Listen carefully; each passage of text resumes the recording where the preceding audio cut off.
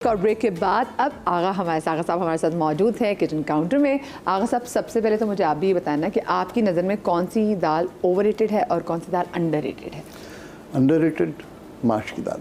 बिल्कुल, मेरा भी यही जवाब है। और जितना उसके फ़ायदे हैं उसको हम लोगों ने नज़रअंदाज कर दिया है। मसला क्या है?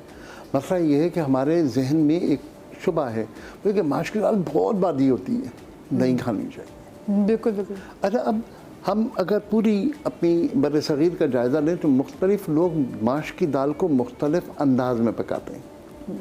कुछ लोग, यानी अगर मैं पंजाब की बात करूं तो पंजाब के ज़्यादातर इलाक़ों में जो माश की दाल बनती है उसके साथ उसका एक इंग्रेडिएंट डाला जाता है जिससे माश की दाल बेहतर हो जाती है, और वो है हल्दी। आपको पूरे पंजाब में माश की दाल अगर मिलेगी तो पीली मिलेगी। माश की दाल तो सफ़ेद होती है, वो पीली इसलिए होती है कि उसमें हल्दी डाली जाती है। इसी तरह जो अपर पंजाब है या उस साइड का पंजाब है, ईस्टर्न पंजाब है, उसके अंदर जो माश की दाल बनती है वो लोग बहुत ज़्यादा अदरक का इस्तेमाल करते हैं। अच्छा, जब मैं अदरक का नाम लेता हूँ, 5000 साल पुरानी तारीख़ की बात करता हूँ, हमारे अपने घरों की डिशों की बात करता हूँ, तो अदरक लहसुन के बगैर हमारे यहाँ 90% खाने नहीं बनते। बिल्कुल, हाँ। अच्छा, लेकिन हम एक गलती करते हैं। बात यह है कि अदरक जो है ये जिंजर, जिंजरीन का एक छोटा सा इनका इंग्रेडिएंट है, वो है जिंजरीन। जिंजरीन बेहतरीन एंटीसेप्टिक है, बेहतरीन हमारे जिस्म की बहुत सारे मसाइल का इलाज है। अब जिंजरीन हमारे पास घर में मौजूद है, हमने करना क्या है? हमने एलिसन लेना है, लहसुन। इसके अंदर एलिसन है। एलिसन की खूबी यह है कि वो कोलेस्ट्रॉल भी कम करता है, वो जिस्म से बलगम को भी निकालता है, हत्ता के पुराने नज़रे का इलाज है, हमारे हज़म के निज़ाम को एंटीसेप्टिक जो हवाले हैं वो इसके अंदर मौजूद हैं। इस एलिसन को हम इस जिंजरीन के साथ मिलाकर दोनों को न्यूट्रल कर देते हैं। अदरक और लहसुन का पेस्ट बनाते हैं, अपनी आसानी के लिए फ्रीज़र में रख लेते हैं, जब ज़रूरत होती है तो खुरच के निकालते हैं। आप ये तय कर लीजिए कि आपने ज़िंदगी की बेहतरीन जो 2 दवाएं हैं उनको अपने हाथ से 1 मिनट की मेहनत के पीछे ज़ाय कर दिया। तो मेरा पहला पैगाम जो है आज ये है कि अदरक और लहसुन को प्लीज़ 1 मिनट दीजिए, लेकिन फ्रेश चॉप करके डालिए, अपने खानों की खूबी को बढ़ा लीजिए, आपकी बीमारियां कम हो जाएंगी। बात करते हैं माश की दाल की, अंडररेटेड। माश की दाल में प्रोटीन है, सबसे बड़ी बात जो इसके अंदर पेस्ट करने की सलाहियत है। अब जिन लोगों को पेट के अमराज हैं, तमाम लोग पहला मशवरा देंगे माश की दाल मत खाना। हालांकि माश की दाल ही को खाने से पेट के मसाइल कम हो सकते हैं।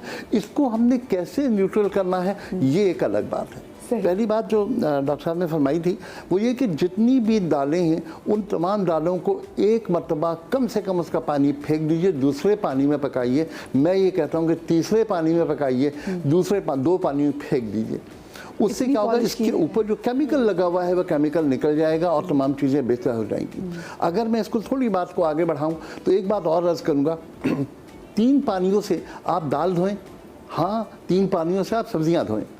पहले पानी में आप 1 चुटकी मीठा सोडा डाल दें, दूसरे पानी में 1 चम्मच आप सिरका डाल दें, और तीसरा पानी साफ़ हो। 3 पानियों से धोने के बाद अगर आप सब्जी भी पकाएंगे, दालें भी पकाएंगे तो उसका असर बेहतर हो जाएगा। इसलिए कि हमारे यहाँ ऊपर जो स्प्रे केमिकल करने वाली हमारी जो सनत है वो बड़ी तरक्की कर रही है। नो वंडर आगा साहब, ये जो कैंसर हमारे फैल रहा है क्योंकि कोई चीज़ खालिस ही नहीं है, हर चीज़ पे तो केमिकल मिला हुआ है।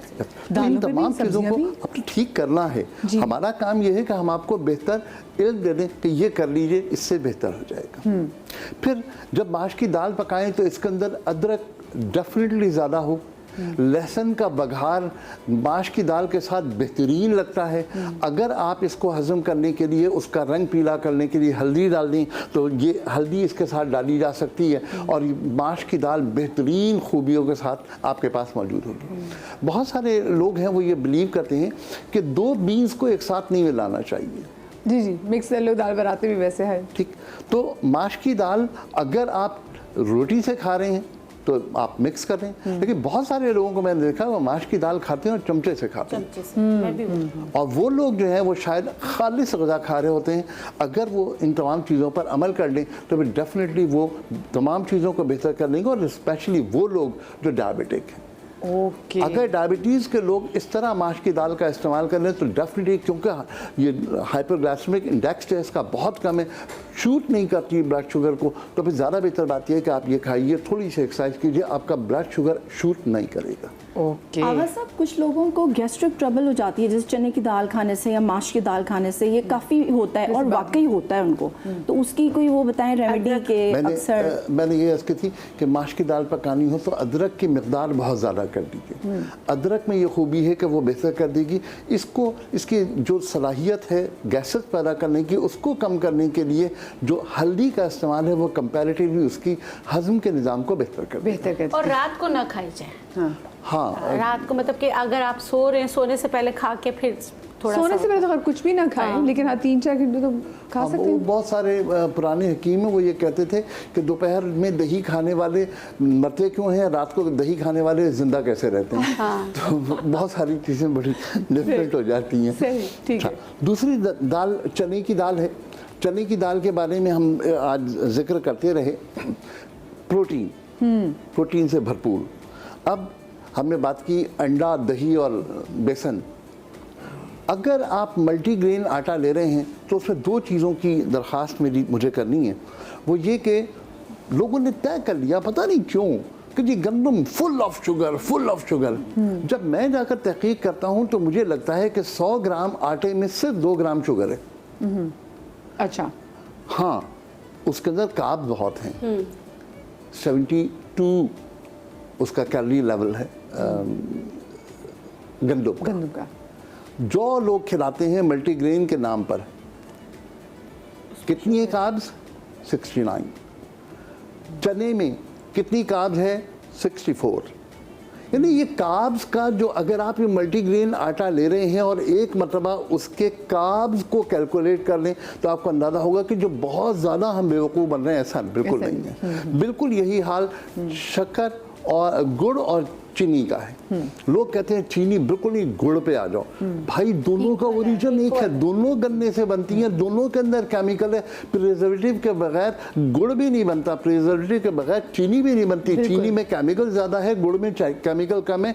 और अगर मैं कैलोरीज की बात करूं तो उतना ही है ना खुद जनाब, 300 बहुत, हाँ वो 385 और 372 में जितना फ़र्क है उतना ही गुड़ और चीनी में है। तो ये कॉन्सेप्ट क्लियर कीजिए। अच्छा, आपने बात की ना आगा साहब, मैंने पिछले दिनों मैंने 1 मील डाइट पी और उसमें मैंने ना शुगर छोड़ दी। जब मैंने बिल्कुल हर लिहाज से शुगर छोड़ दी तो लोग मुझे कहते थे, क्योंकि मैं रात में जब खाना खाती थी तो मुझे रोटी भी चाहिए थी, मुझे चावल भी चाहिए, मतलब जो घर में बना होता था। तो लोग मुझे कहते थे लो अब तुम रोटी खा रही हो तो रोटी में भी तो शुगर है। लेकिन जब आपने बात की तो उसमें तो वो उतना नहीं है, मतलब वो क्या ना आटे में नमक के बराबर वाली बात होगी। हाँ, तो मतलब उसको पढ़ लीजिए एक मतलब, हाँ, सारी चीज़ें क्लियर हो जाएंगी। एक्चुअली आवा साहब, इशू जो आता है ना, वो जो रिफाइंड आटा खा रहे हैं ना लोग, मेजॉरिटी जो है वो रिफाइंड आटा खाते हैं, वो मसला है।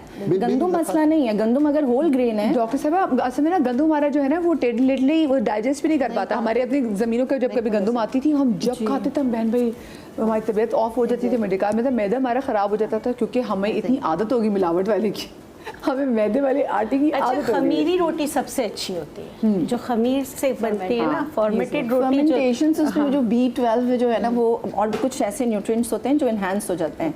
बेसिकली रिफाइंड आटा मुझे लगता है सबसे बड़ा प्रॉब्लम है, जो कि उसकी आप उसको लिंक कर दें ओबेसिटी से, डायबिटीज से, फैटी लिवर से, पेट की बीमारियों से, कैंसर से। मतलब लोगों को अंदाजा नहीं है। लेकिन मुझे ना मल्टीग्रेन आटा मैं कहती हूँ ना खाएं। एक आटा आप लेके खाएं, ये जो मल्टीग्रेन करते हैं उससे भी गैस्ट्रिक इश्यूज होते हैं। मेरी दरख्वास्त है कि जो लोग गंदम को बहुत बुरा बोल रहे होते हैं उनको ये करना चाहिए कि जी आप रिफाइंड आटा ना लें, मोटा आटा खा लें, ये कह देना।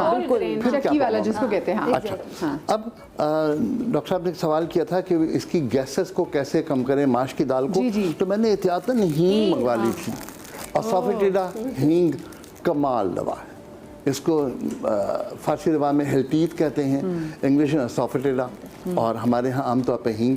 इसको बंद करके जानबूझ के रखा है इसलिए कि अगर इसको खोल के रखा जाए तो पूरे सेट में इसकी स्मेल फैल जाएगी। मैंने ना सुना है आगा साहब कि जैसे अगर बच्चे को नज़ला जुकाम खांसी भी हो जाए बच्चे को, तो कहते हैं जी हींग किसी कपड़े में लपेट के उसको गले में पहना दो, उसको पाँव में पहना दो, तो कि ये किसी भी वबा में आजकल सिल्वर जर्मन खसरा बहुत ज़्यादा हो रही है, बहुत ज़्यादा हो रही है। अगर ये जिस तरह आप फरमा रही हैं तावीज़ बना करके गले जी, में जी, डाल जी। दें तो इसकी स्मेल से डेफिनेटली फ़र्क पड़ता है। लेकिन आपने बात छेड़ दी, एक बात और अर्ज़ कर दूं कि वो लोग जिन बच्चे जिनको खसरा निकल रही है, अगर आप कोई दवा देकर एंटीबायोटिक देकर उसको दबा रहे हैं तो आप बुरा कर रहे हैं। आप शिंगल की बुनियाद बच्चे को दे रहे हैं, ज़िंदगी में शिंगल ज़रूर होगा। और शिंगल को पढ़ेंगे तो आपको पता चलेगा कि शिंगल की बेसिक कॉज यही है कि जब उसको खसरा निकल रही थी हमने निकलने नहीं दी थी। तो मेरी दरख्वास्त है कि बच्चों के इलाज को शुरू करने के लिए कम से कम 3 दिन इंतज़ार कीजिए। 3 दिन ऐसी दवा पे रखिए कि उनका बुखार शूट ना करे, उन्हें सुकून के साथ रखिए। 3 दिन बाद जो उसकी लाइन ऑफ एक्शन है वो नज़र आ जाएगी और डॉक्टर को आसानी होगी कि उसका इलाज सही तौर पर कर सके। अगर मलमल के लाल कपड़े पहना देना तो जल्दी निकल आते हैं कि उसकी वजह से कहते हैं कि जैसे हो जाए ना तो मलमल के लाल कपड़े, और सूर्य रहमान का कहते हैं कि नीला धागा गले में पहना दे। मैंने भी अपने बच्चों के साथ किया था, सब करें। हाँ, लाल रंग की बड़ी खूबियाँ भी अभी डॉक्टर साहब ने भी बताई थी लाइकोपेन के हवाले से कि लाल रंग बहुत अच्छा होता है। बस मुझे एक और दरख्वास्त करनी है, वो ये कि ज़रा इंतज़ार करें आजकल तरबूज खाने में, इसी के तरबूज में वो रंग के और जो टीके लग रहे हैं, इंजेक्शन बहुत लग रहे हैं, तो वो बेचारे इंजेक्शन ज़्यादा हैं, उसका ज़रा ख्याल कर लें। डॉक्टर साहब ने बात तो बिल्कुल लाल रंग वाली बिल्कुल ठीक की थी, लेकिन उसकी एहतियात भी कर लीजिए। बिल्कुल भाई। खैर, तो ये हींग की बात हो गई। तो कड़ी पकौड़ा खाने को दिल कर, आज की शो के डिस्कशन के बाद दाल चावल भी खाने को दिल कर, और अब तरबूज की आज बात करती तो शायद भूख लगी, सब तरबूज खाने को भी दिल कर रहा है। तरबूज नहीं खाने, नहीं खाने, नहीं खाने। 15 दिन तक नहीं खाने। 15 दिन के बाद जब नेचुरल आ जाएं और जहाँ वो जो गोल वाले होते हैं जो पंजाब से आते हैं, वो कहते हैं जो गोल वाले, ज़्यादा बेहतर है वो। गोल वाले तरबूज वाले सही है। हाँ। अच्छा, अब हम बात आपने देखा आगा साहब, मैं समझदार होती जा रही हूँ, मुझे भी चीज़ें पता चल गई हैं आप लोगों से रह रहे के। Thank you very much. ये डॉक्टर साहब ने बात की थी कुल्थी की दाल की। ये मैं कुल्थी की दाल चाहता हूँ कि इस पर थोड़ी सी बात और कर ली जाए। कुल्थी की दाल बेहतरीन डायरेटिक है। डायरेटिक का मतलब ये है कि ये आपके गुर्दे से पथरी को निकाल सकती है। इसको एनहांस करने के लिए 2 चीज़ों का इस्तेमाल इसके अंदर ऐड कर लीजिए, भुट्टे के बाल और खरबूजे के बीज। इन दोनों को अगर इसके साथ उबाल कर पानी बनाकर अगर पिएं तो डेफिनेटली उनके गुर्दे में मसाइल कम होंगे। जिन लोगों को छोटी मोटी पथरियाँ बनती हैं उन लोगों को डेफिनेटली इससे बहुत ज़्यादा फ़ायदा होगा। वो लोग जिन्हें बार बार पथरियाँ बनती हैं और निकलती हैं, दोबारा बन जाती हैं, लगता है फैक्ट्री बनी हुई है, उन लोगों से मेरी दरख्वास्त है कि अपने इलाज से पहले एक टेस्ट ज़रूर करवाएं। That is PTH, parathyroid hormone. अगर आपने पैराथायराइड हार्मोन करवा लिया और ये ज़्यादा है तो फिर आपका लाइन ऑफ एक्शन ट्रीटमेंट का बेहतर हो जाएगा। ये टेस्ट इंतहाई ज़रूरी है। बहुत शुक्रिया जी। और इसी नोट के साथ मैं आप लोगों से लेती हूँ इजाज़त। अपना बहुत सारा ख्याल रखिएगा। शाद रहिए, आबाद रहिए। अल्लाह पाक आपको औलाद के गम से महफूज रखे। अल्लाह हाफिज़।